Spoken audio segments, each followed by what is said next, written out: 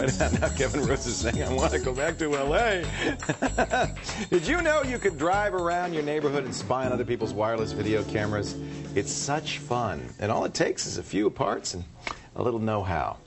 Is it reverse voyeurism or closed-circuit idiocy? We've got Kevin Rose in studio today with tips on how you could set up your own secret special spy cam. And really, the lesson is what to avoid. Yes, I mean the lesson more than anything is that these little cameras like this one here from X10 They're are dangerous. everywhere. They're dangerous. They're unencrypted. So no matter where you take this or set it up, you have to know that someone has the ability to spy on you and see exactly what's coming through that cam. A lot of people are buying these now. These are for security purposes, or they're putting them in the kids' room and so forth to keep an eye on the baby. What frequencies do they use? 2.4 gigahertz. Just like Wi-Fi. Right.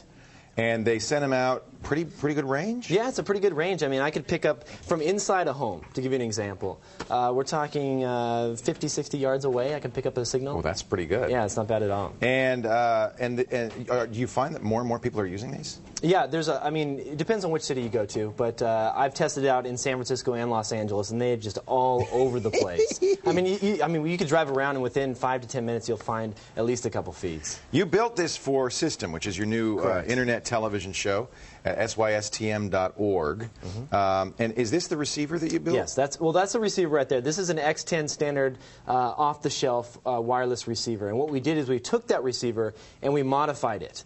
So with this receiver, there's 4 different channels that you have to choose from which the wireless signals operate on. So you'll flip the switch to choose the channel. Flip the switch. So what we did is we built like a handheld device that will automatically flip the switch for you, searching for the video channel, and then locks in on that particular feed. You built a scanner. Yes, a scanner, a handheld portable scanner. Let's see a little bit of it. This is if you download it, you can see the whole show at systm.org.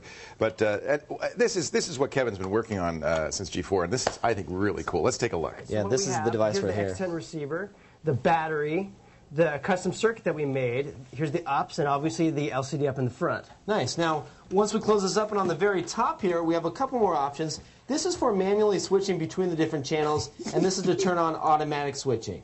Now, the automatic switching is controlled by this little slider here that adjusts the scan rate between the 4 individual channels. You guys are Underneath devils. that, we have a coaxial connector that is used for hooking up an external antenna. And then below that, we have a video out if you want to record anything that you might come across. Does the external antenna help a lot to make it longer distance? Or? It does help a lot, because what we did is we actually put together, I'll skip forward here, you can see it. There right there is we have an omnidirectional antenna, as you can see right here, and then we also have a can antenna that Dan built. And that's made out of a V8 can right there. That actually helps quite a bit, though, because the omnidirectional is great. It focuses it, because once you find the feed, it's nice to have that just to narrow it down. You aim it. You aim it, and then you can find out exactly where it is, which building it's inside of.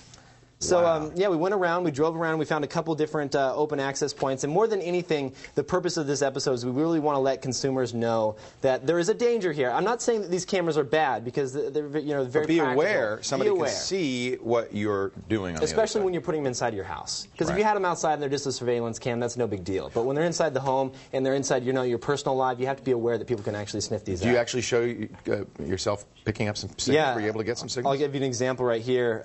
Here's a signal that we found outside. Where'd you get? How much is that little screen? That's kind of cool. Yeah, that little screen is actually, it's a Clarion little, like you would use in an in-car. Stereo, yeah, so we modified it. And here's Dan walking up to the business here, and you can see, because there's Dan, we actually took the inside kind of dark, but you can see him ducking down in the corner. Yeah.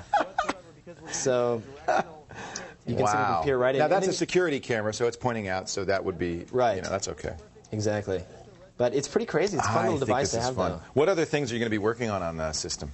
Just basically kind of how-to information. We have a bunch of different Linux segments that we have coming up. Anything that we want to take topical, hot topics of the time, like how to create your own BitTorrent server. And I'm interested in that. Yeah, put together a little 15-minute show that people can really get a lot of information out of. You watch the show, then you go to the website, system.org, systm.org, and then you will be able to get all the materials, the parts, whatever you need to know. Yeah, actually, you're not going to actually have schematics for how to build this, are you? Yeah, we are.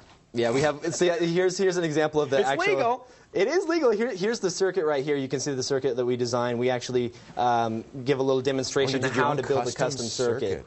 Yeah, that's the circuit right there that you have to put together. So these are off-the-shelf chips? Yeah, this is about $10 in chips, and all it's basically doing is scanning through the different channels and automatically locks down and controls those buttons. So we give all the details on how you can build one of these yourself. This is really, I think, this is what's happening right now, is people are taking stuff, changing it, modifying it, making it do what they want to do. Oh, it's fun. And the knowledge is there. People know how to do it, and you're helping spread the word on this. Now, you also still have your kind of more dark side show, The Broken. Is that going to continue on also? Yes, I'm going to continue to make new episodes of The Broken as well. And that'll be even more... Yeah, that's even further. I mean, this is just informational like stuff. The Broken is going to be just, I hope we don't get arrested when we do that kind of stuff.